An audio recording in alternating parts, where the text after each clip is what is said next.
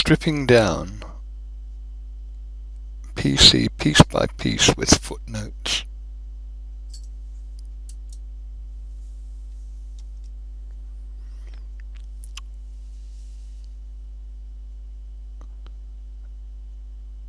Contents, taking computer apart section by section, taking pictures of each part as removed, ending with the case.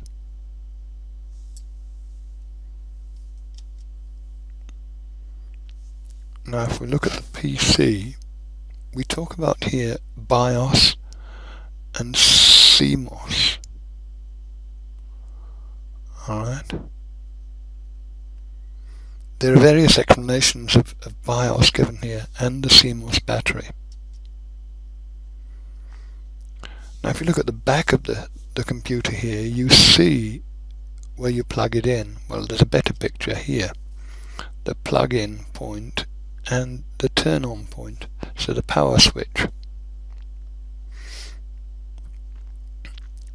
And then the various connections. The back of the PC with the company's names blocked out.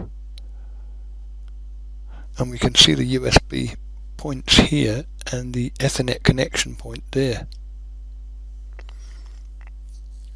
Inside the machine all the wires are still attached, or pieces still in their housings.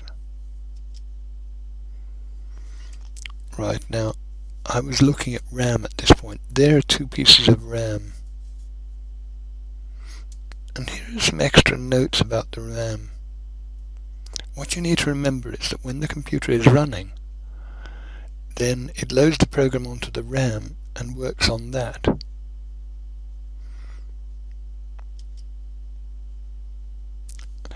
There are the 2 strips of RAM being taken out. Back to these 2 USB ports, or slots. I took out this strip here which had the USB ports connected to them and then linked into the motherboard there. There is the cards and the wires have been removed. Outside with the Ethernet connection.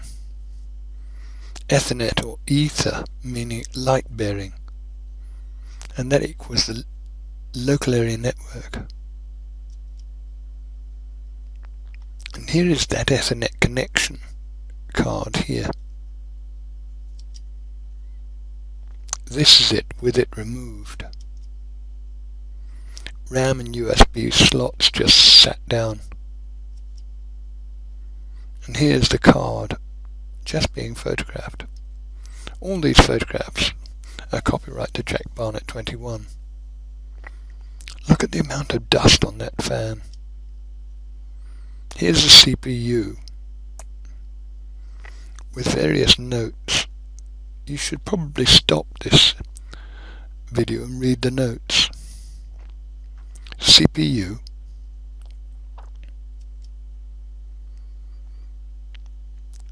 there's the fixing arm there in order to take out the CPU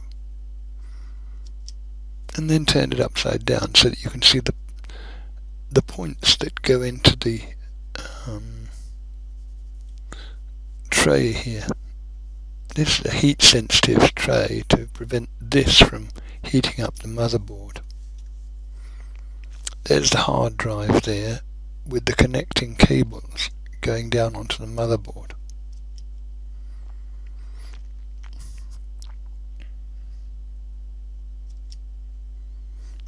Again, hard drive connecting cable going into the motherboard. Removing these cables, with it disconnecting from the motherboard and with it disconnected from the hard drive. Power supply connection, and here it is here, and going into the power supply there. This is a facade, alright, and that comes off. There was the power supply with the cable going into it, right? It talks about changing alternate current AC for direct current. Read these notes. And here's the power supply unit removed. There are the two units, DVD and CD, at the back of them. The cables have been removed as well, and there's the motherboard in the distance. Here's one unit removed. You can see the DVD unit removed and the CD unit still in place there, CD drive. Down, excuse me. Down here is the floppy disk drive unit, which is no longer used. There are some details here about the CD. Read these notes. CD reader and rewritable drive. Right, here's the motherboard. Now you can see coming out of here a C drive or hard drive. I put a picture of a hard drive that I took before, showing the inside of a hard drive. The hard drive was situated on this case. I had to take the case off in order to get the hard drive out. And there's the hard drive. Let's go back to the motherboard. Stop the tape at this point and read this. I've removed the motherboard. Here it is. I've turned it on its side so that you can see some of the points, alright, the plug-in points that are linked to it.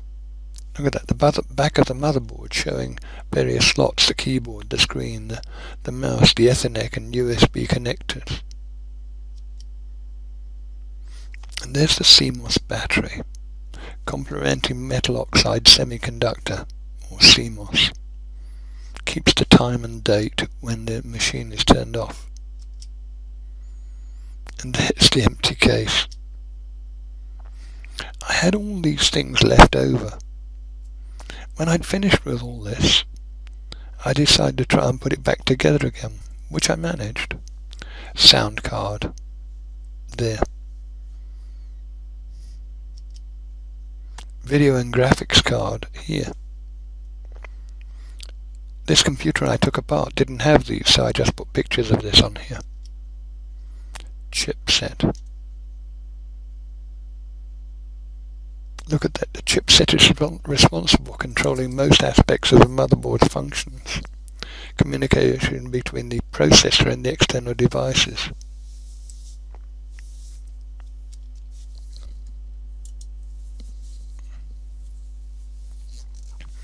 And there's this helpful book. Of course, the grounding cable. If you're going inside a computer, you need to ground yourself to discharge any static electricity. Because if you allow for static electricity, then you might damage any RAM you were working on. Rough Guide to PCs and Windows.